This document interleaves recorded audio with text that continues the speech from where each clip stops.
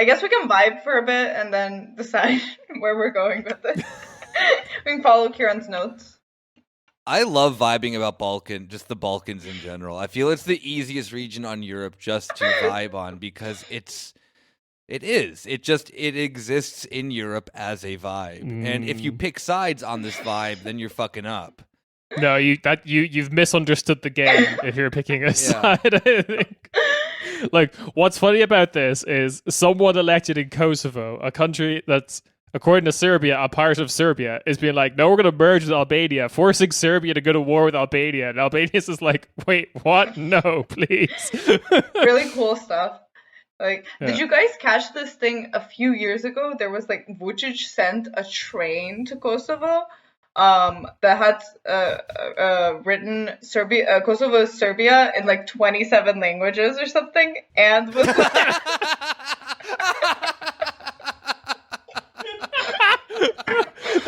That's like the Coca-Cola Super Bowl commercial where they're all they're singing America the Brave in like various languages. Yeah, exactly. But it's just Serbia's Kosovo. No, but this train was precisely like a vibe because it was not only that, but it had like Orthodox icons of like various saints, like pictures inside the train. I love this. Yes, exactly. This is perfect. It's like the most petty shit in the Balkans, I feel. Yeah. No, but it's also just like, okay, not only are you not the country you think you are, none of this Muslim shit. Don't do that. Yeah. I'll find that and send it 2 days later because I might be fucking up the number of languages, but it was many languages. 27 sounds like the number of EU official languages. Exactly, yeah. That's why he's letting he's like, so you can read it in your native language that Kosovo is Serbia.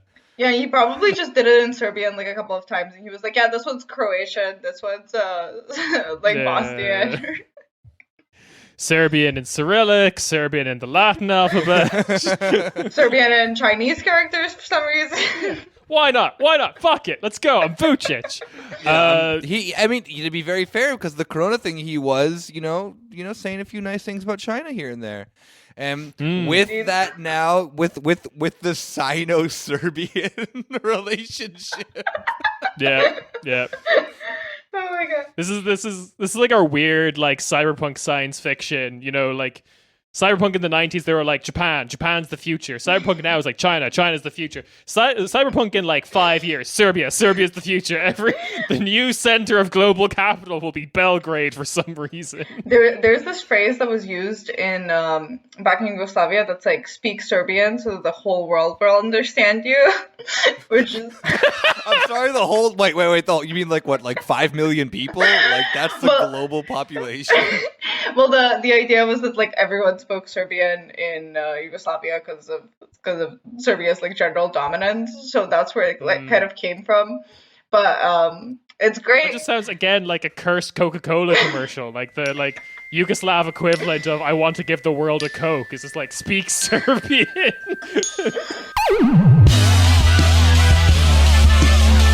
Hey! This is your weekly corner Späti. You are joined by the, I said to Rob that we should come up with coalition names for like different pairings on the show, but you're joined by your boy Nick. Yo, hey. And Kieran, obviously. Rob and Yulia are off being cool somewhere, as they always are. But we are joined by special guest, Elena Gagovska. Hello. Hi. We are going to be talking about a country that we don't often talk about, but we should because, I don't know, I have a vibe that we don't leave any country behind on this wonderful, stupid continent of ours. And like, yeah, okay, you guys have probably seen the news. Spain's kind of blowing up at the moment or whatever. That's cool, but you're going to have to pay to listen to that episode. This is beyond the paywall. These are the main episodes. We're talking about Macedonia, goddammit. So let's do this. Yeah, let's go. What do you want to talk about? There's a lot to talk about. I'm here to set the record straight, all right? Yeah. I can't even ironically bring up the idea that Macedonia is Greece. Yeah, this is actually surprise. This is a debate. We're doing a debate. Yeah, Should Macedonia? This is the great minds meet to discuss the Macedonia question. The Macedonian question. Okay. Is it real? Can I go there? Yeah. The jury's Is still it its out. own language? No. Yeah. I really like the. Do I have wonder to be bi to go to Macedonia? I think we've decided that yes, every Macedonian Yeah. is Okay, bisexual. Cool. All right. Yeah. All right. Every border guard, there's like one woman border guard, one man border guard, and you have to kiss both of them to get in. Oh yeah, sounds awesome. All right, you know what? Cool country already. Like, Done. I love. Yeah, I like forced bisexuality and also somehow forced homophobia. Like, let's go. it's a vibe. I actually wonder if this exists, if there is just like the Macedonian version of, I don't know, just complete like national sellout that's like popular as a talking head in like Greek television, who like comes on to talking panel shows to be like, yeah, we're trash, we shouldn't exist. I don't know that. I hope No, there in is. Greek television, they just like made up a character who's like probably also Jewish or something like that. Oh for them. no. They posit that the Macedonia has a bunch of stereotypes that no one has ever heard of. It's like, look, he's eating peanut butter. They love peanut butter. Like, what is this? What? You've clearly never met anyone before. All right. Macedonia is a fun thing about doing any kind of research about Macedonia, or anyone who's like been just on the worst parts of the internet, or has played like, I don't know, Counter-Strike Go on a European server where this question comes up, and then a bunch of people that you can't understand get really angry in your ears.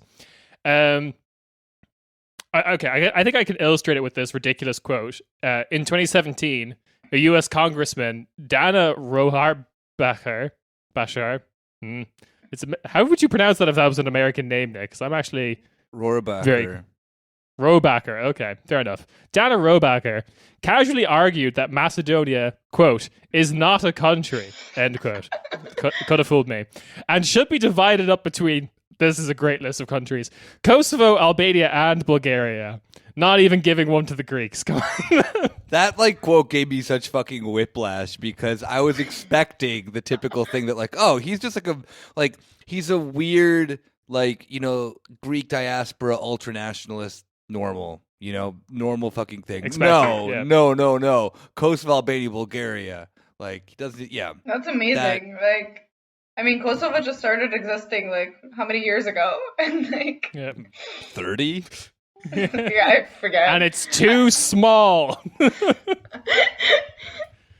It's amazing. That's anti-imperialism right there. You know, I think typical so. Macedonian imperialism. That's totally real. I read the first two lines on the anti-imperialism Wikipedia page, and I've decided Macedonia shouldn't exist anymore. Job done. I'm an elected official. I mean, what was one of the first empires, right? The there you go. The bisexual empire of Alexander the Great. Yeah, I like how Kieran joined Golden Dawn to be anti-imp. Like, that's definitely a vibe. Oh no. Yeah, my favorite part of that quote is just like, hold up. My sister, who's very, very, very apolitical, just texted me just now saying, "Sweet, so we're bombing people again." In terms of the Joe Biden bombing Syria shit. Wait, I've not kept up to date. What? Did he seriously already? Oh my god. yeah, America's going into Syria more aggressively. Sorry, I just had to mention. Right. No, I think it illustrates a point because it's fun to talk about how kind of crazy the Balkans is sometimes, but also at the same time, if you step back, nowhere's any really different. It's just, there's just like a more concentrated PR campaign to make us think that America or Germany are more sane than they are. For sure. I think also because I've lived in Berlin for so long. I mean, now I'm back in Skopje for the listeners. And like here, I feel like so often I get these kinds of comments like, like in Berlin, everything must run so smoothly. And like, are you sure? Try getting your anmeldung or going to the Asta de Behörde or whatever. And like, I just feel like it's like quasi-fascist ideas about Germans that are like, Germans are so organized, Germans are so much better than us. Like, And it's so much, there's just so much internalized racism on the Balkans, and people just think that they are incompetent because of these like PR campaigns, essentially, I think. Yeah, it's the Germans. It's the Germans lying to you. Don't buy into it. You are the best people. Insert your Balkan country here. Yeah, and the first people on Earth, the most likely. Yeah, I am talking to you again. Insert your country here. You are the greatest. Insert your nationality here. Only Balkan countries, though, of course. I love you. But we're taking a weird third Balkan position, which is Republika Srpska in Bosnia-Herzegovina should be an independent country. Fuck yeah. And not a part of Serbia. Yeah. What else did you want to ask about me as the Macedonia expert on this podcast? Yes, you are. But that's it. I can. Yeah, sure. Let's just... All we wanted to know: are you a real country or not? Yeah, we answered that pretty quickly. So, but it is something that like I can relate to a little bit of just like Ireland has a little bit of this we're a small country, we can't get anything done kind of vibes. They haven't exactly fomented the nationalism just yet. We don't have the ultranationalists yet because again, unlike I don't know Alexander the Great or whatever, we don't really have this like historical massive empire that we can recall and be like, yeah, those days were great. Remember that? But it's definitely the same vibe of like, oh yeah, over in England and Germany and France, they have like money and trains and stuff and they can do things. But it's. I also like want to be very honest with the listener. The Balkans are like my favorite part of the world.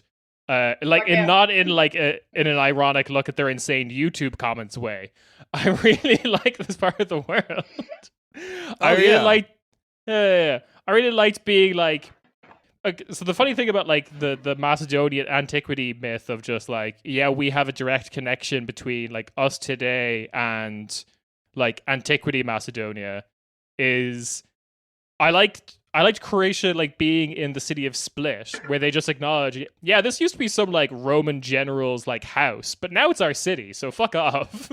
Like we just like came here and it was empty and it's ours now. Fuck you. That's cool. A bit more like I like that honesty a little bit. But we had Elena on because she's written quite a bit about her hometown of Skopje and Macedonia more broadly.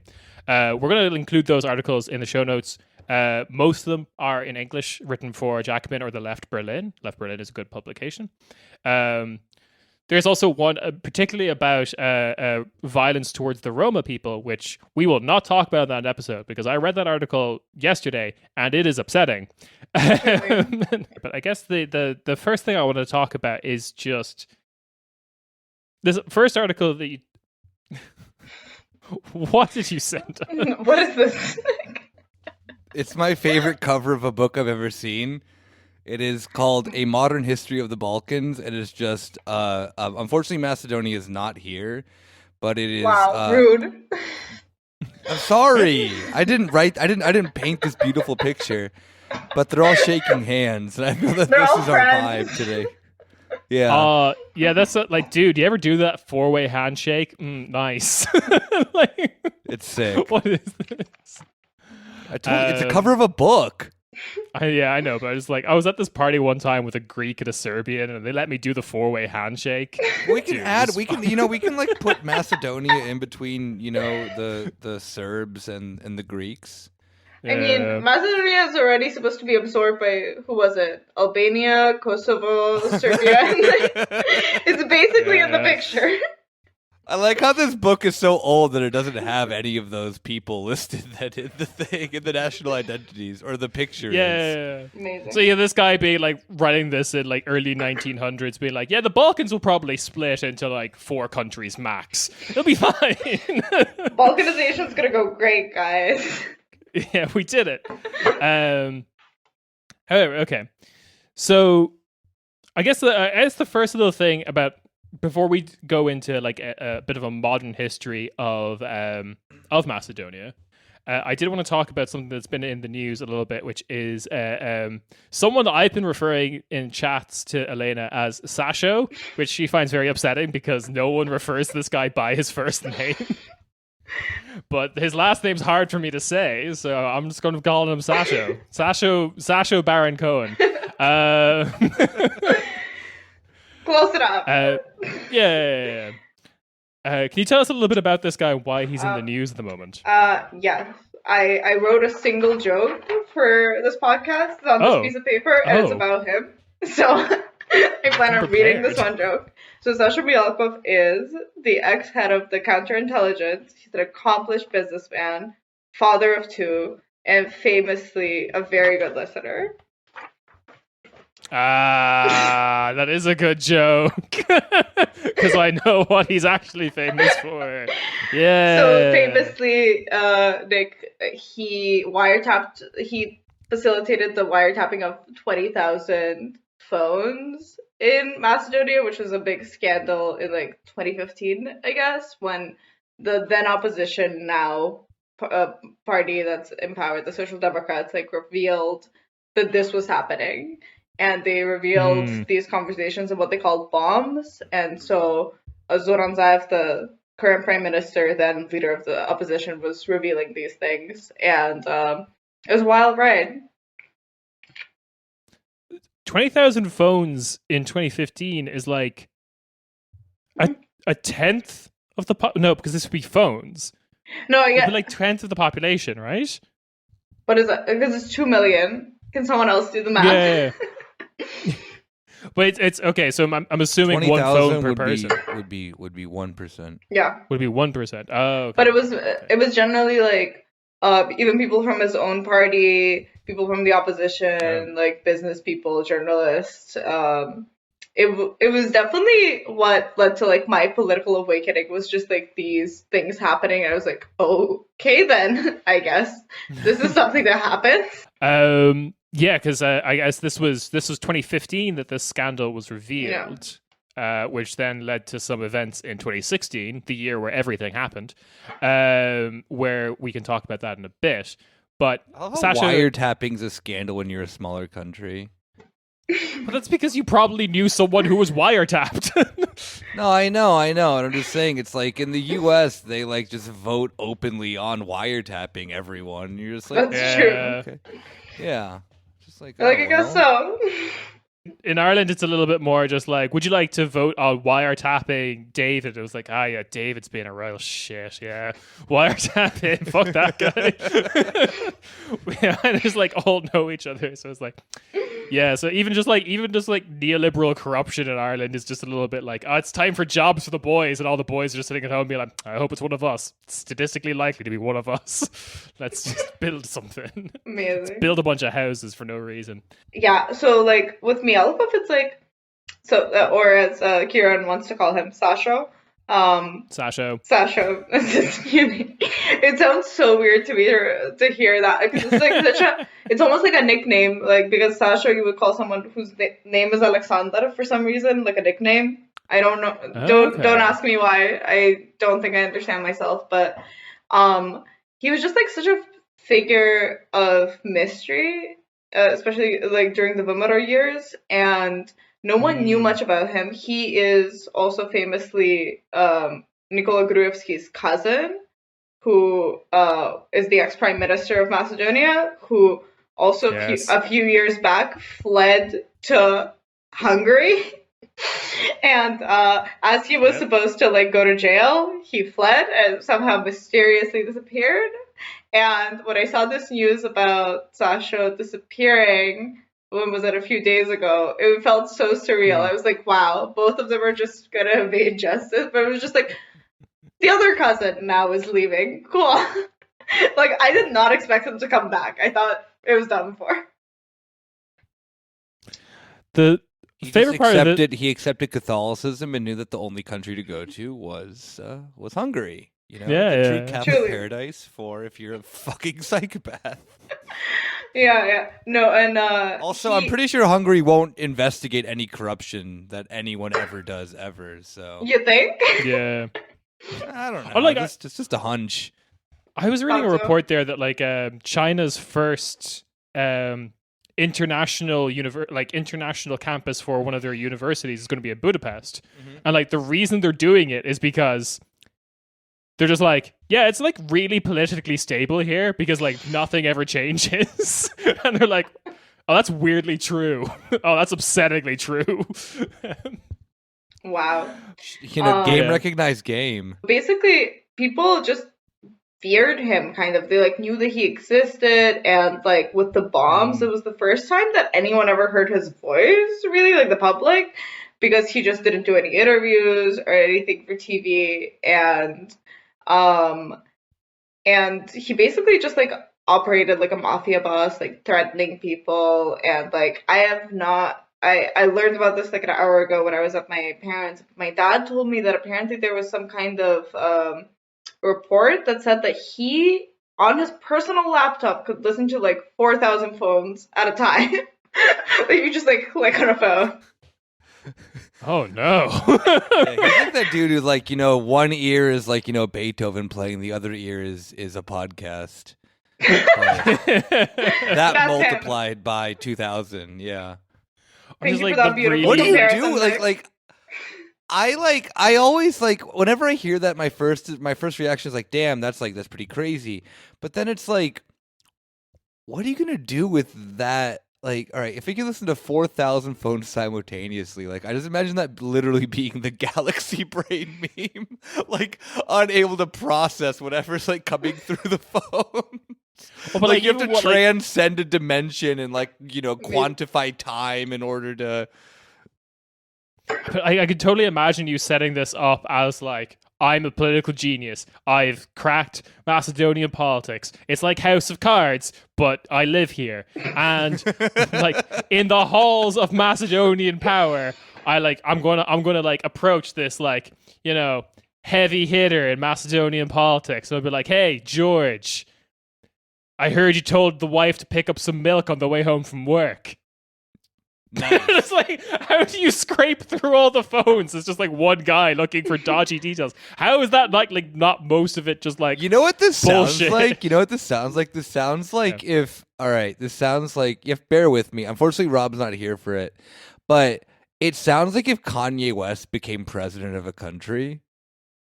Like, I don't know why that very weirdly has Kanye vibes to me. Of just like, it would be something that then like he thinks is a genius fucking idea. Yeah, like, but he hasn't thought it through at all. But he hasn't thought like, I can listen to 4,000 phones at once. It's like, okay, yeah, and it's like, yeah, I'm a fucking genius. I can do this. It's like, no, that sounds hectic and stupid, and you really shouldn't.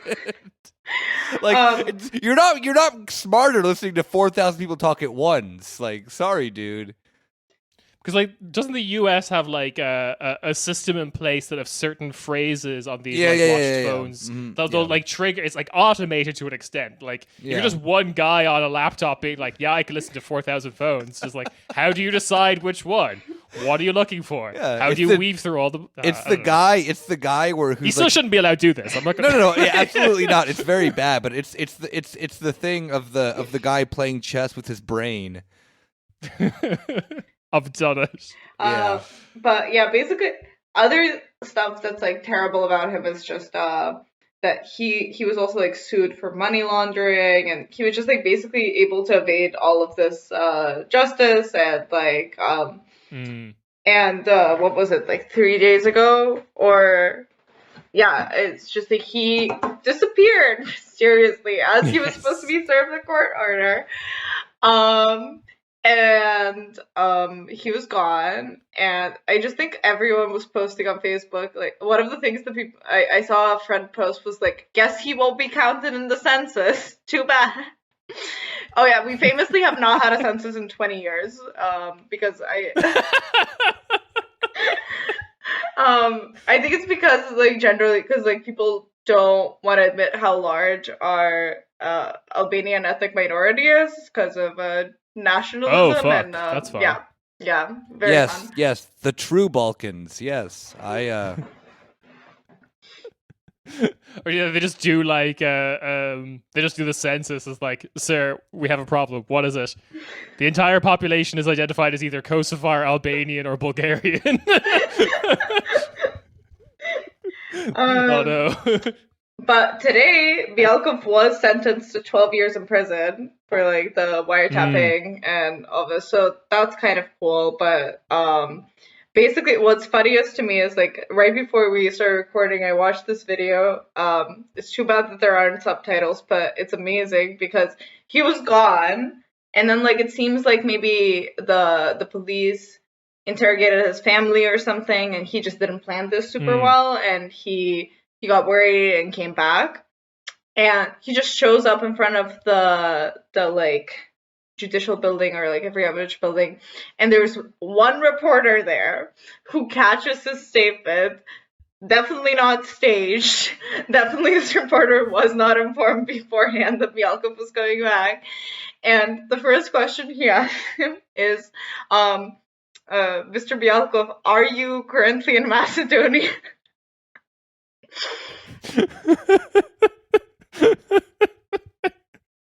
Oh no, that sounds like the colonized mindset again of just like, hey, Mr. Bialkov, is Macedonia real? It's just like he looks at him, he's like, what? Well, I don't know. That's a deep question. And then his excuse was that he was really sick. He had a 40 degrees Celsius like temperature, and he was isolating because he just like really cares about corona restrictions. And he asks him, he was like, the police check at your home and at the Marriott, which by the way he owns. Like, fun fact. Oh, cool. And he's like, where were you? And he just says, I was isolating. He doesn't say where. Oh, no. And then it's just like a 2-3 minute video. And then what was the other question, which I thought was hilarious? It was like, he's like, will you try to run away? And he's like, of course not. Anyone who knows me knows that my word means everything. Of course I will not run away. Yeah. Ignore when I was in Hungary in 2018. No, it's just it's so surreal, the fact that he came back, and just this video is like the most staged thing I've seen in a long time. Beautiful. My favorite little tidbit of information from this story, of this whole like saga, is when he was missing for those 3 days. I think it was just the day that he was missing, or like. Oh, okay. Oh yeah, and he said that he didn't. Once he found out that people were looking for him, he wanted to stop all of these unpleasant trees, so he came back. It's like, oh, sorry, bro. Like, my phone was off. Like, I forgot my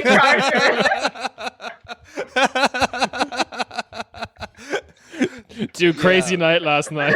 Yeah, that's yeah. He's doing the fucking the oh, sorry, I fell asleep. Yeah. He's like, I just had a fever, man. Like.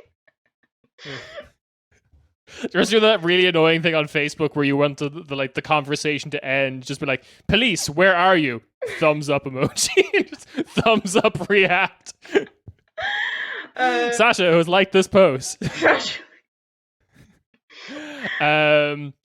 so my favorite thing about this is when he was missing, when the police went to his house to get him, basically. He wasn't there. And then the opposition, which is Vimro, basically, demanded that the government resign for him not being there. The guy who did all the corruption on their behalf, who should be arrested, demanded the current government let their cousin criminal get away. So I guess after we've been done talking about Sasha, the mysterious cousin, I'm just going to remember the fact that he's a cousin, and like this former government was run by cousins. I like that. I like that concept. And excellent listeners. Vibes. Yeah. Yeah. Neoliberalism in the Balkans is jobs for the cousins. Just nepotism. Just like regular neoliberalism, but like more. Yeah, it's just nepotism. We're all the same here. All the same. The more it changes, the more things stay the same. Exactly. But that kind of leads us into some important kind of like recent history of this country, namely the 2016 colorful revolution, which is what stopped or like what got rid of this very, very corrupt wiretapping Vimro government, if my understanding is correct? Sort of, I guess. It's like, it's very complicated, I would say, because the colorful revolution happened in 2016, but Vimro was still in power until like mid 2017. Or wait, I'm always like not great with the. I feel like when you've lived a certain history, it gets like almost mixed up in your head. And I was talking about this to my parents before the recording. I was like, I just can't remember it all. Like, there were so many scandals that it's like, if I read about them again, I think I'll maybe remember. But it's like off the top of my head, it's like there was like a scandal almost every day, or like at least a few a week, that you're like you almost get lost in how many scandals there were with Vimero. But basically, leading up to the elections, there were a lot of very strange nationalist protests. And on the 27th of April 2017, let me check this, but I'm pretty sure it's this day. May 2017 is when Zoran Zaev became prime minister. 2017, you said? Okay, yeah. Yes. Okay, yes. So basically, it was when all of these protests basically escalated, and or were just the protesters were just ordered to do this, because it was like 200 or so men, mostly men, I think, if not all, entered the parliament, and the police kind of let them in. They tried to kill the opposition on the 27th of April, 2017. And there are pictures with like Zaev's face kind of bloody, or like the current defense minister, Radmila Shekarinska, she was like, there was like this old man pulling her by the hair, like. And Ziyadin Sela, who was this Albanian MP, he was almost beaten to death. And but something happened that's like not entirely clear to the public, that made the police actually chase them out of the parliament. And so they didn't manage to kill anyone. But it was kind of expected, because I was in Berlin when this happened. And it was just like very confusing, and like because somehow it almost felt like things were at a standstill, like it wasn't clear where things were going. Suddenly this happened, and we thought at like midnight, because the president had a press conference scheduled, we thought it was going to be like, oh, okay, this is going to be some kind of like Turkey scenario, when like after this it's like a state of emergency type situation. Then he didn't do that. So it's like there's speculation that basically like the US, or like what like the EU called them and was like, well, either you make sure that there is democracy in Macedonia, or you're going to be at The Hague, but it is speculation, which like cannot be like entirely proven, because like obviously these things go through like back channels. But essentially, it's like that's how, because Sidlasama, the Social Democrats, it's like it stands for like the Social Democratic Union of Macedonia, had enough MPs together with a few other parties to win the elections. And then in May, so like it was like a month and a half later, the new government was sworn in. And it's just been great from there. No problems at all. Because I guess there's like two things I just wanted to bring up about like the Emro's near a decade of rule, I guess, of the country, which is the no, it was more than a decade. It was like 11 or 12 years. It comes out to, yeah. Right. So it's like a really long time. So they kind of like solidified media control. There exactly. was this, like the jobs for the boys kind of thing was happening. Jobs for the boys. Jobs for the boys. 600 million euro through a 2014 architectural project in Skopje. Yeah, honestly, might have been more. Like, it's unclear how much excellent. Was. Yeah, great stuff. And also, nice. It's like even unclear how much money was laundered for like other projects that weren't Skopje 2014, right? Like, who knows? Because at the end of the day, like Mialkov, who we just spent a whole segment talking about, he owns a bunch of businesses still, and like the Marriott Hotel, And so, like, how does he own that? He was just a government official. Like, obviously, he laundered a lot of money. And so, it's just a situation which, like, I mean, it was like an authoritarian state at the time, I would say. Because, like, I remember what it was like being in high school and being, like, people didn't feel, like, free to post stuff on, like, Facebook or whatever. And, like, there were very few people actually speaking out against the government because it was just, it, like, really solidified all of this control. And, like, obviously things are just, I mean, truly far from perfect now. And I definitely have my critiques. But, like, it was, like, I think it was so bad that people just wanted anything. Like, even if, like, no one really believes that citizen is like so capable or like so much better than or whatever, they just like wanted something. And like, I mean, I voted for them at the time. It was just like that. Also, it was interesting because I voted from Berlin. I only got 4 options. I didn't even get the other like parties. Like, I don't know what that's about, but that's what I got. Oh geez, okay. Cool. And then there's like one other thing that the Vimro government is kind of like responsible for, or at least in some of your articles you kind of mentioned, I think I saw this elsewhere, that they are also kind of responsible for the antiquization kind of like like the kind of cultural project of connecting modern Macedonia with historical Alexander the Great Macedonia and building this national narrative. Yeah, totally. I mean, if either of you ever come visit in Skopje, you'll see what this looks like at the moment. Like, I can give you a tour of our city center, which looks completely different. And like in the It'll city, just be me yelling about how this is all Greece. I love that. No, I just like. Imagine like Kieran telling his like child being like, so this is Alexander the Macedonian, not. Nick's killed. I'm fully converted. I'm in jail. Yeah, I'm telling my kid in like 30 years that I went to jail because I was just telling the truth about Alexander the Great, and Kieran, being the weakling that he is, giving into the Macedonian propaganda. That's right. Wait, Kira, what was your kid's name? I want to involve her in the narrative of this propaganda.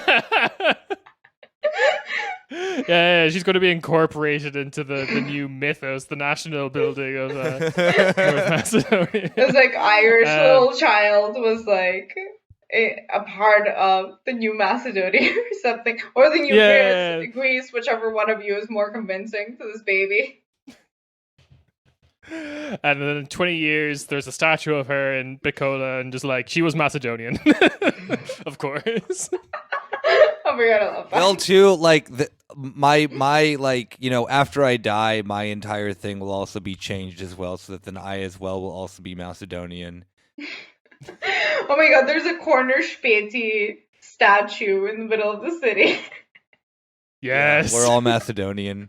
Except for Yulia. Yulia's Albanian.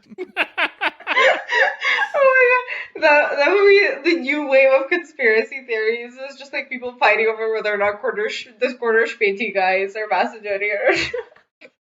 I so badly want to do, first of all, everything about Skopje. We've already settled this, all right? It's already been settled. Kieran, you can be Macedonian. I don't care. Yeah. You're going to be Greek. Yeah, Yulia's Albanian. I by default, unfortunately, am Greek in this scenario. And Rob is. I'm very sorry. It's okay. Rob is Syrian, and we don't know how this fits into place, but Rob is Syrian. Okay. Because Rob actually is Syrian. He's Syrian. Didn't know that about Rob. But the okay. I really want to do a live show in Skopje now for like no good reason other than just to like do a slideshow. You want me to get arrested? It's okay. Yeah. We're just going to do a slideshow of things that are like Macedonian. It's just like Philly cheesesteaks, Macedonian baby. Burritos, Macedonian. Gyros, yeah. Macedonian. Ramen, Macedonian also. Macedonian ramen. Anime, Macedonian. Joe Biden, Macedonian. Joe Biden, Macedonian Catholic nationalist, the only, yeah. But the antiquization, which I believe kind of manifested with the construction of statues of Correct, Alexander yeah. the Great, and this is not like all this is building tensions with like neighboring countries, namely Greece. The Bulgarians hate you guys too, but for a slightly different reason. They don't love us. We're not a Balkan favorite. No Balkan is a Balkan favorite. That's true. Yeah, it's like watching Riverdale. It's a messy teen drama, but I just love that whole project, and then like we'll get to it now, I guess, with the kind of like next somewhat like epoch in recent Macedonian history, which is the Prespa Agreement, and the kind of run up to that. Right. Yeah, I feel like it's such a complicated thing that led up to that. Basically, I think for the most part, the Social Democrats, together with the Dewey government, the Dewey coalition, they wanted to focus a lot on international relations instead of like domestic affairs, which is what kind of led to the Prespa Agreement and this. I think, I mean, I can't get inside Zoran Zaev's head or whatever, but I think he wants this to be like his legacy of like he solved the Macedonian name issue, and like I think I was like, even at the time I was kind of like torn about the whole thing because on the one hand you kind of want the name issue to be solved because it's just been exploited by nationalists for decades. But then, like, every time you have to say, like, I'm from North Macedonia, I kind of feel like defeat. And, like, and at the time, like, it makes me stronger, so. Yes, feed me. See, every time I say North Macedonia, I feel like Nick wins. Yeah, I win every like I am the dog meme of the dog just yoked.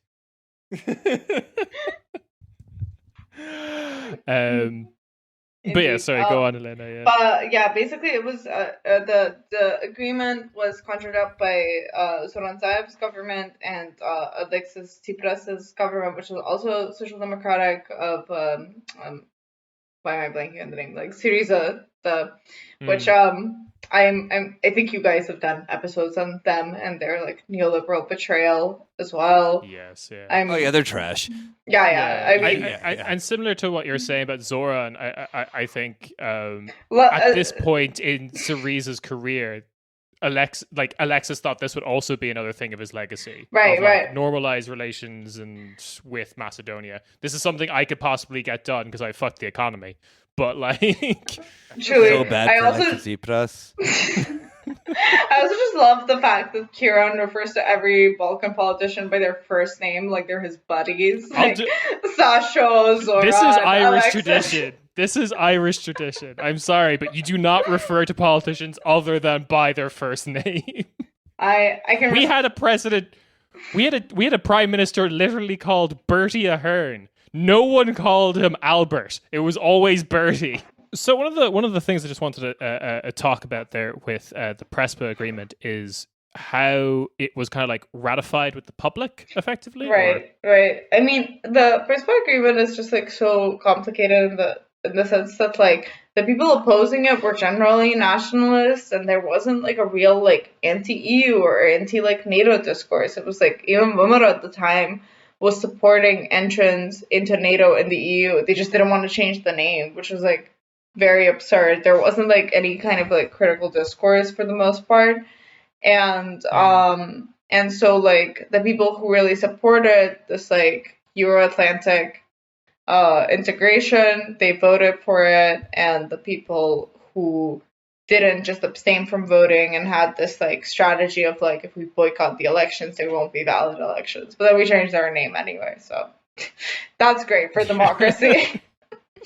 Love that for us. And it's like it's amazing like how tied up the whole thing was with like because I guess when I was hearing about it, like not in Macedonia, I guess I was hearing like, oh, they're voting to change their name. But then I read the question that was actually posed in the referendum, which I have here is: do you want to make Nick stronger? Yes or no? There's this one guy. Nick's gonna become an absolute himbo if you vote for this referendum. Are you in favor of European Union and NATO membership by accepting the agreement between the Republic of Macedonia and the Republic of Greece? That was the referendum question, which is kind of absurd. It's like it's asking you to make 3 decisions at once, right? Because some people, like, obviously it's possible to be in favor of like EU membership without being in favor of like NATO membership, or in favor of like changing the name without even being in favor of either of these things. And they just wanted to lump it all in. I believe the strategy was to make people want to vote yes on the name, because no one actually wants to be called North Macedonia. It's like take whatever position you want on it, but it does feel like kind of like humiliating and like you're not a real country. But it's like people would like suck it up and like vote like for it, supposedly for these like greater goals of like Euro-Atlanticism, because like Atlanticism's back, baby, like especially with Joe Biden now. Nick is continuously flexing. I'm just getting bigger by the minute. Becoming the himbo we all love. Becoming the himbo that I was destined to be. If I like remember correctly too, there was just like a list like the naming thing happened in like a really weird way as well, where there were like 6 suggested names, but they like weren't released to the public or whatever.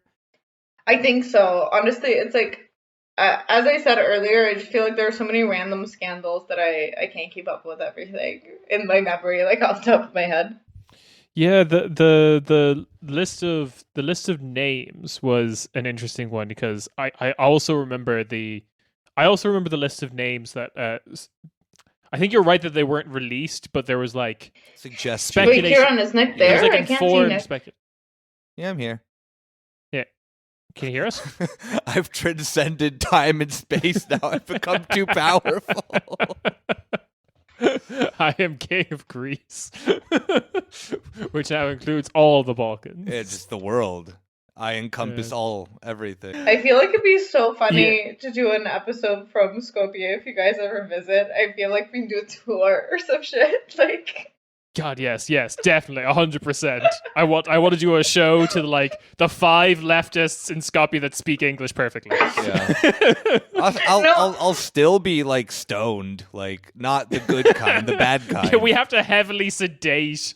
No. We have to sedate you so that you don't go on like Greek nationalist rants, or so that you do go on Greek nationalist rants. You'll just be like fucking what's his name, like Don Jr. with that book, like Triggered. Like that'll be you. We'll have you like absolutely tripping balls. You'll be like, Kieran, are we in Greek Macedonia? And I was like, we're in Macedonia. Yes, Nick. we sure are. And he's like, good. I wake up in just like a cell in Skopje like 2 weeks later, left for dead by the rest of Corner Späti, to then be put on trial by the entire country of Macedonia for crimes against Macedonia. Yeah, Kieran, so much for solidarity. I know, right? I will sell all of you out for some good sun. So this referendum doesn't really succeed because the boycott works. They don't get 50% turnout, which means the referendum's illegitimate. But Zoran Zaev manages to get like 60% of the parliament to pass it anyway. Yeah, exactly. Yeah, which is a dodgy political move, but nonetheless, it happened. So, yeah. Yay! Democracy! Yay. Democracy, it worked. Invented by the Macedonians. Democracy. But classic Macedonian Athenian democracy. How could we forget? But the interesting thing now is like the progress towards NATO and European Union membership, because the NATO membership has happened. There was the famous internationally clip of Trump pushing, I believe, Zoran Zaev out of the way so he can be in the photo at the event commemorating Macedonia's entry into NATO. Oh my god, what? That was the how have I missed this? Okay, so send it to me later. Yeah. But like Trump meeting with any leaders in the Balkans is like some of his best content that no one knows about. Yeah. Not even me. Trump tricking Serbia into signing signing over their move the embassy to move the embassy to Jerusalem was one of the weirdest amazing moments move of his presidency. Yeah. So good. But like at this point I just kind of want to highlight, and it's probably something we've kind of talked about, like of the weird kind of like small country or Balkan attitude towards like, you know, this idolized version of Germany, this idolized version of France or the UK, or like proper countries in quotes, is Zoran Zaev's quote here about Macedonia needing the EU, which is that's a great quote. I read it with incredibly horny energy. For sure. No, I had to include that quote in my Jacobin article. It was key, I think, to understanding the whole issue. Go on, Karen. Now, Nick, you haven't heard this quote, so I want you to pay attention for this. Maybe read it more sensually. Oh yeah, okay, ASMR. This is Prime Minister of a whole fucking country. We need a whipper. We need someone from EU and NATO to come here and whip us into shape. Ooh la la. From me on top down to everyone else. Because there has to be a European kind of order. There have to be European rules. That is something this is the we want. unsexy version of 50 Shades of Grey. Oh my god. Yeah, that is something we want and aim to achieve. He drops the whipping metaphor towards the end, but Jesus Christ. Yeah, that was real cool. I don't know. It's just an insane metaphor. It's like, hey, I'm running for Prime Minister of Macedonia. Vote for me so I can recreate. Yeah. So I can recreate the ending scene from the Kang and Kodos episode of The Simpsons where they vote for Kang and Kodos. Everyone's just whipping by the European Union to build, I don't know, a laser to Turkey. It's a wonderful quote. One of his best, I think. But it exemplifies perfectly just that like terrible energy of just like, no, we can't do this ourselves, and you're fools for thinking that we could. Exactly. We have to be punished. We have to be punished for the sin of being born. Oh, they're Catholic. Catholicism. Yeah, they're Orthodox. It's the same shit. Like, what? More gold? More gold, yeah. That's it. That kind of like leads us to like that's your kind of like your big broad strokes of Macedonia in recent history, because like just by reading and talking about like any of that stuff for the last like 20 minutes or so is definitely a better position and a better understanding of this country than it should be split three ways between Kosovo, Albania. Oh, hold up. I'm listening to you know what? I like the pizzazz, all right? I like that he's like kind of taken a new route with it of like, yeah, Macedonia is not real, but you know why it's not real? Because it's Kosovo, Albania, and Bulgaria. That's a point I've never heard before. Yeah. It's novel. I've come to see it. Yeah, I've come to see a punk band, but oh look, someone with a saxophone has come out on stage. So this is going to be something. And that's how ska was invented. Yeah, this is the ska punk or whatever. Yeah. This is the ska take on the Balkans. Pick it up. Pick it up, picking up territory and weird expansionism. Gotta love it. All of it. But a recent article that you wrote for an online publication called Medusa, which we will have a link to in the description, but warning to people at home, it is in Macedonian. which, if you listen to the Bulgarians, is not a real language. But I'll let the listeners decide on that one. I mean, Google Translate says translate from Macedonian, so it's good enough for their stupid machine. Yeah, okay. Do you want me to talk about my article? Yes. I wanted you to talk about this character, if you will. A true gem of Macedonian literature. Vinko Andorovski has this book, which I did read. I did like it at the time, but I was also in high school, so I don't think that my opinion of it can be trusted, because I've not reread it. It's called the Papakot na Svetlo, which is the belly button of the world, the navel of the world, whatever. Sort of horny title. Sounds hot, yeah. I remember. Is there anything about we got whipping, we got belly buttons, What's next? Macedonia's horny on Maine. Just wait till Corona passes. Macedonia is gonna be the horniest nation on Europe, probably. Oh, everyone is going to be. It's going to be a mess. Yeah, we're looking forward to it. But this book was a bestseller. People he's a pretty respected author and intellectual, whatever you may make of that. And he's a professor at the biggest public university in Macedonia, and so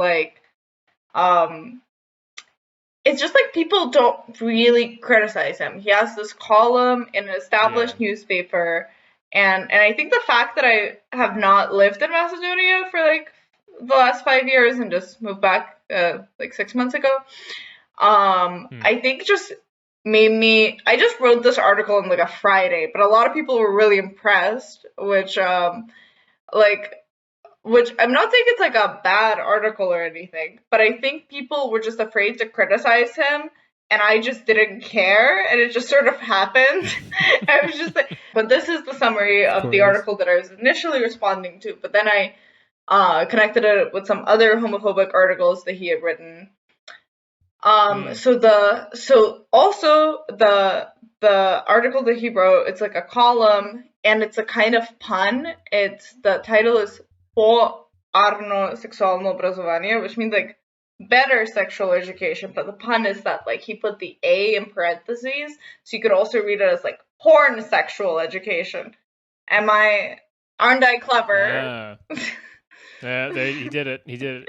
Wordplay. He did it. So basically, Wordsmith, yeah. So basically, this is his the summary of his argument, if we are gonna call it that.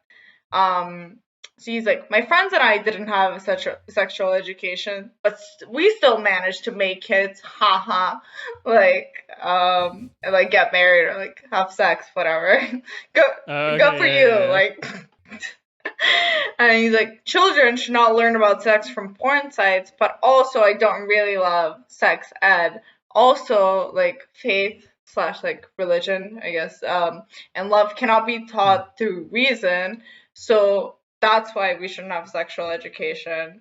Also, sexual education will teach about different gender identities and sexual orientations. And this is a direct quote for him, which is and through this education, on the backs of the children, we will try to solve the problem of the social acceptance, in parentheses, and even the VIP treatment of homosexuality. Oh, okay. All right. So he's afraid of just homosexual supremacy, or maybe what did we call it? State-sanctioned bisexuality. Yeah. But yeah, and basically he says instead of sexual education, I suggest that we have a different kind of subject called the art of love, and some of the compulsory readings should be fucking Lolita. Not a joke. Oh, this is his fun. article. Why? Okay, is this the same article where he uses off the backs of children? Because I don't like this imagery that he's painting. Yeah, I don't like this one bit. Yeah. No, it's I just read this article on a Sunday night, and then I was just I have to write something against this, And the like alarm bells for me went off when like by the end of the article he's like arguing against sex education because I guess he likes watching a lot of porn and tells you about his porn preferences at a certain point. Wait, I think I have that quote. Oh, like okay. he does Yeah, it. this article's going all over the place. He's Like stuck in the washing machine, but it turns out it's actually his stepsister. He's like, okay, this is it. So he's saying, this is the part where I think he's implicitly telling the audience about his porn preferences. He's like, this education, meaning like sexual education, will inform young people about the existence of different sexual orientations. So what we see in sex ed, what is sex ed doing differently as opposed to pornography? Every porn site today shows you different sexual orientations, to men, to girls, threesomes, group sex, sex with a minor, even sex with animals. He's like a whole range of diversity. I don't think those last two sections are legal, my man. Yeah. And then he's like, a whole range of diversity and different orientations. And he's like, when shown at school, my child may ask, if these are sexual orientations, what are the disorientations? Like, got him. Liberal, like, what is it? Like, liberals are owned. Like, I'm sorry. I'm just waiting for for this article just to turn into an obituary for Jeffrey Epstein. Right. And so he was doing all of this, like, just like sort of run-of-the-mill homophobia, packaged into this like concern for the children. Like, what about my child learning about sucking dick? Isn't my child gonna be damaged forever? And then by the well, make sure your kid's not shit at sucking dick. Honestly.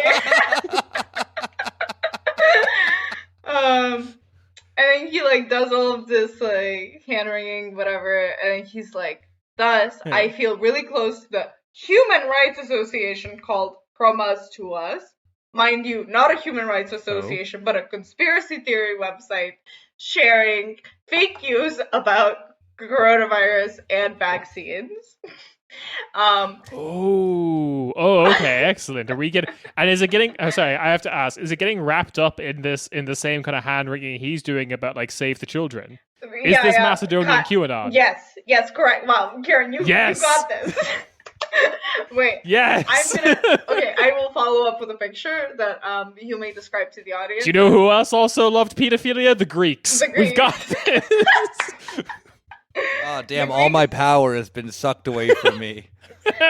So he says that he feels close to this, again, human rights association, not conspiracy theory crackpot, which has a critical... totally normal NGO. Yep.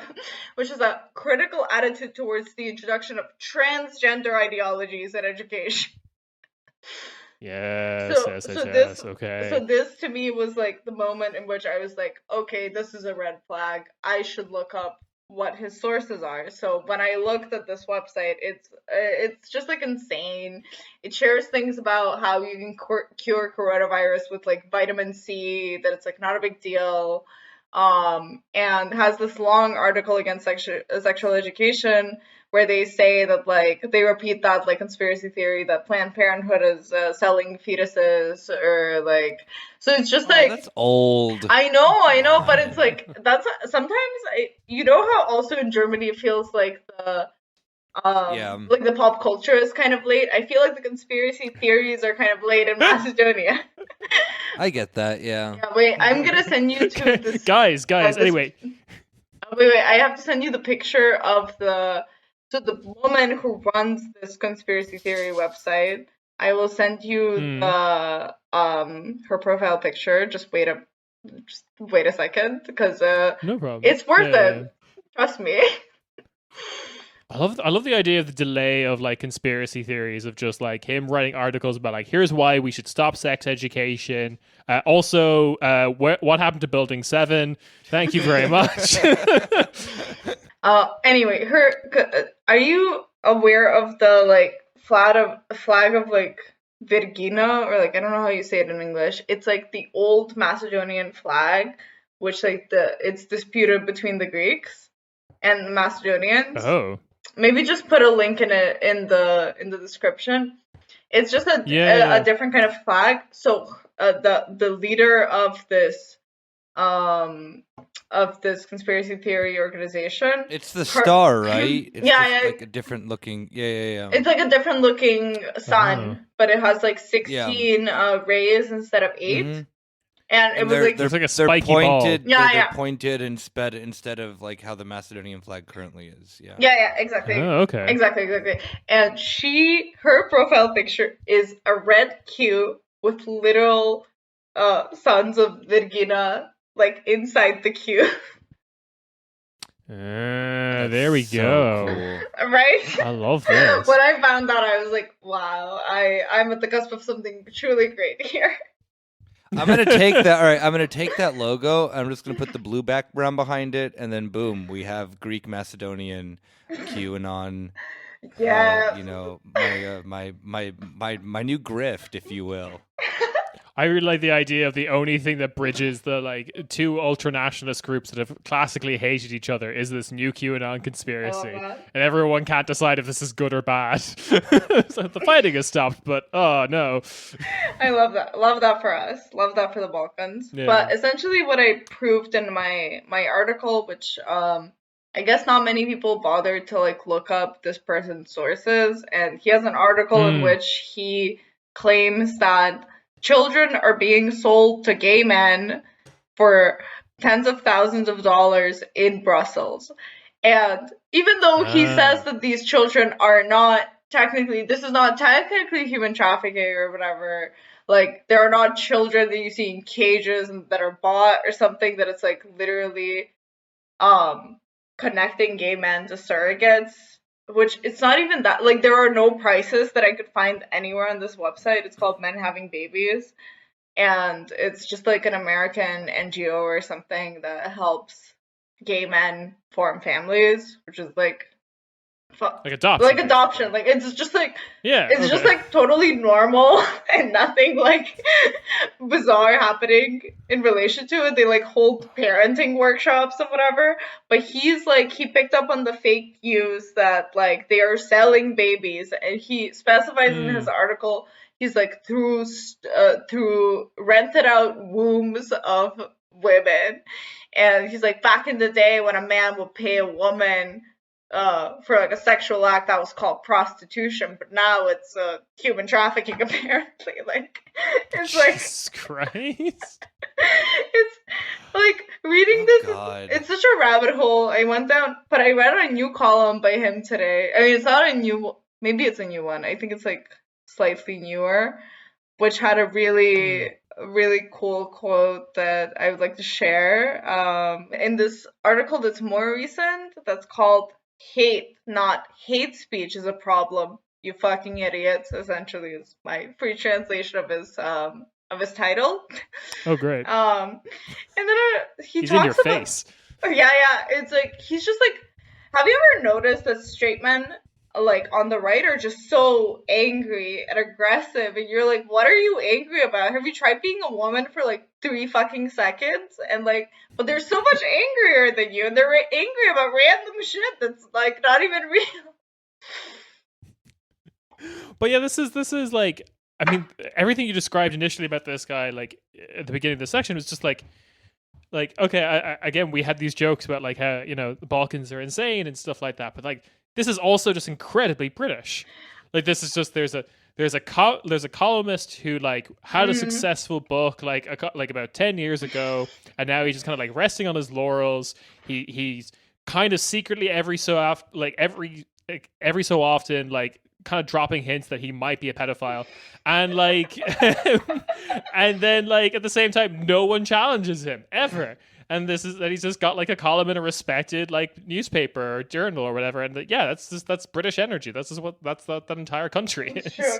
No, but I think it's just this kind of thing. Like what I'm realizing is that I think people just like, because it's a small enough country, like you were saying about Ireland. It's like I think people know him, or like they know a friend of his or whatever. And if they're like a journalist and they want to write something against him, they're like, it's a little awkward.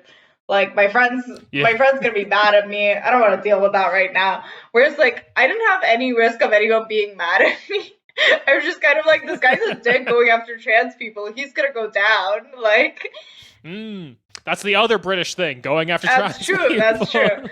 And it's just also like, I know a lot of trans people in Macedonia because like I do know a lot of the queer community here, and especially like the trans community. It's like, I don't know how many trans people in Macedonia there are, but I want to say like 20, 30, maybe 100. Like, I don't know. Like, obviously I can't come up with the number, but like personally I think I know like 7 or 8 or something. And it's just kind of like, have you met a trans person? Like, what are you talking about here? And it's just a like vague idea of like, they're gonna turn my son into a woman. It's like, not really, Vinko. Like, maybe you should retire. Like, I don't know. Like, maybe you need to chill a little. Go watch some porn. You seem to be having a great time with this like animal porn. Don't. Yeah, no, don't. No, stop it. Oh yeah. Those 2 other sections that you mentioned. Maybe get the off 2 that. sections that he mentioned that he just told on himself on. Yes. No. Those are not sections on the on normal porn sites. We all know that, dude. Come on, dude. There's like one porn site now, and it's not a section on it. It's just not. No, totally. I can read you some more quotes from him that you may react to. For example, just the one that I just mentioned that was against hate but not hate speech conveniently. He says something like, honestly, I cannot tell you the argument of this column. Like, I could tell you the one that I was like focusing on when I was writing my article, but this one, it felt like someone's really scattered like Facebook post like of your uncle that you're like embarrassed to talk to, and like, for example, I'll just read you a couple of quotes from this article because they're gems. So he says, for example, in this one, clearly referring to some kind of sketch or something that I've not seen. And he's like, no matter how much one is educated in a European way or on the side of women's rights, one can't help but think of the Serbian hit from the home of abused men. That like this guy who was, I don't know, someone filmed some Serbian guy from a home for abused men, where he says in front of the TV camera, there are 2 types of women. Some who talk a lot and others who don't shut their mouths. Oh, cool. Fun thing to say. Fun thing. I'm so glad this man has a platform. Right? I love it. Like, great times. And this one is, and then the next part that I singled out from the column is, I'm a fan, I think. It says, besides, like, so this is like, he's like ranting about how Europe and the United States are prosecuting hate speech, and this is like brought to the Balkans, or like that's like what's implied, like, that now like we're supposed to be like prosecuting hate speech. It's like, besides, Europe and the United States should be consistent to the end. If hate speech is already being punished, let it be punished in American films as well. Hollywood is an industrial nest of hate speech. We took all of those American expressions that contain bitch, son of a bitch, and this one, it's translated to fucking good, but I just don't know what expression he means. Like, and the like from Western films, not from our folklore. Those curse words are not in the spirit of our language at all. This means that not only is hate speech a new, like, trendy label invented in order to induce social stigma for, like, those people doing hate speech, presumably, but speech itself is in a trend of intimidation. Usually it's in the spirit of English colloquial, like, phrases. It says, if you're already going to be cursing, curse in Macedonian. And then he ends the article by saying, "That's all from me on the topic of hatred. But I should probably remain silent, lest I be soothed by the hatred that I so despise." What a fucking loser! Oh my god! Right? It's, like, hasn't been fucked in years. Like, just. He was born in the wrong country. Yeah, Kieran's right. He's British. This is a take I could not have come up with on my own. I'm very glad to be coming on this podcast in order to learn that Vinko Andonovsky is in fact British. Yeah. Watch out for I'm now calling him Ben Andrews instead of Venko Andronsky. But yeah, so watch out in future for articles about like we need to check people in the bathroom for what genitalia they have. Classic. Or it should be illegal for people to at me on Twitter. If you keep writing articles about him, that one will come soon. I mean, it'll be illegal for people to criticize me, and stop drawing attention to the fact that I mentioned the pedophilia category on Pornhub or whatever. The category that doesn't exist. Yeah. I really want him to write me a response, but I don't think he like thinks that he should respond to women. I don't think that's his like thing. Damn. Okay, well, yeah, well. What about responding to a massive himbo like myself? Does he feel that he's a worthy opponent now? We'll see. I should send, when the episode comes out, I should send it to people that may know him, and I'll be like, please send this. Cool. I want this podcast to be Yes, that's the great entry for the Wikipedia article of this podcast. Is just like, Corner Späti was ended after a long-standing legal battle with writer and political commentator from Macedonia. I want that on my tombstone. Vinko Andonovsky was here. Like, yeah. I'll get you in the afterlife or something. So I guess we should end out with a discussion of something a bit more serious, which you mentioned to me earlier, about like a kind of extra context that makes everything this guy's writing a bit more egregious and less funny and more horrible. And you mentioned the existence of what you called the public forum. It's called it's called the public room, but it's this Telegram chat that has like over 5,000 members. I mean, the chat has been deleted since, but there have been like different chats that have sprung up. It actually was first discovered last year, but the police didn't do anything about it. It was a chat in which thousands of men were sharing private nudes that were sent to them, like presumably by like ex-girlfriends or like people they were involved with, as well as social media profiles and like private phone numbers of women, and like also just like explicit pictures of people who were underage. So just like deeply troubling. And this came back into the discourse in like January of this year, when people realized that these groups still exist, especially with this person who, I think she was kind of an Instagram influencer before, probably, but like her information, like her private phone number, was sent to this group chat, and suddenly she was getting all of these like dick pics and phone calls and all of this, and she realized that something was like happening, and she went to report it to the special unit or whatever from the police for cybercrime,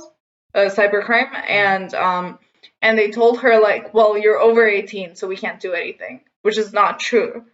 Like, okay. Yeah, and she had a video on Instagram that went really viral. It had like 400,000 views, which for Macedonia is like obviously like huge because it's a country of 2 million people. Yeah. So a lot of people saw it, and it warranted some changes. And there was also a big protest in regards to this. But only 4 people have been arrested in the whole thing. And it's just proven that once again the police doesn't take the violence done against women seriously, for one of the reasons for that being that it's very clear that cops are also members of public room, or the new public rooms that keep springing up, even though the first one was closed down, which was also controversial. And I was personally shocked by the suggestion by our favorite Prime Minister Zoran Zaev, who even suggested that to deal with this, the government is considering banning Telegram in Macedonia. Oh, okay. Convenient. Instead of just trying to deal with an issue of sexual violence against women. And it's been a very intense month or so of there being a lot of discourse on this, and in the process of this, I discovered that there are kind of alt-right trolls or alt-right influencers or whatever in Macedonian discourse. There was this guy, his Insta name is VUCIC'S, and he was talking it was an insane video that I don't know if it got a lot of views, I can't remember at this point, but he was talking about how he is a victim of violence against women, which is a truly psycho video. Guess you heard that correctly. Was a woman thrown at him? No, he's talking about no, it's truly psycho. He's talking about how women that he was hooking up with all asked him to dominate them or slap them or whatever, do S&M stuff with him, and he just didn't want to do that, and that he was a victim. What a fucking liar. Right. It's oh my god, you've never been laid in your life. Shut the fuck up. And it's just a lot of this discourse has been happening, and there should be a big protest on the 8th of March, and we'll see what happens. But honestly, I mean it's the police. How much are they really gonna do about this? And I think at the end of the day, it's the most you can hope for is some kind of raising of public consciousness, and so there isn't a debate about whether or not it's okay to send nudes to some guy that you want to hook up with, or anyone who gets a nude should treasure that. Don't sully it. You are one of the few chosen people. Be grateful that you fucking got one. God damn it. Anyway, but yeah, I think we can put a link to that protest, to that demo, in the description for anyone who might be listening from Macedonia, or at least understands it, or maybe an expat, diaspora, that kind of thing. Or if you can just read Cyrillic, give it a go. I saw Yulia do it. That was terrifying. I need to learn how to read Cyrillic. Apparently it gives you magical powers. Probably. That's just Yulia. But right. Well, with that being said, I think we've covered a lot about Macedonia, and thank you for coming on, Elena. Thank you for inviting me. This was a lot of fun. I don't know, we covered a lot of ground. Yes. Next time we have you on, we can just talk more in detail about Macedonian QAnon, because we need to go hard into that. Or maybe by then, Benko Andonovsky will have had a full-on QAnon call-up where he's just actually, have you considered that Democrats are trafficking children? And I'm all for it, actually, because I love watching porn with minors. Yeah, he's... yeah, just wait for him to share this doctored footage of Zoran Zaev eating a child, and it's just gonna happen. It's gonna happen. I'm gonna ask you for the Macedonian word for the storm, and then put that into my Google alerts. But with that being said, thanks for listening, everyone. Our theme song is New Dawn by Melty Brains. Go listen to it, and we will catch you next time on the bonus feed. Bye-bye. Ciao. Bye.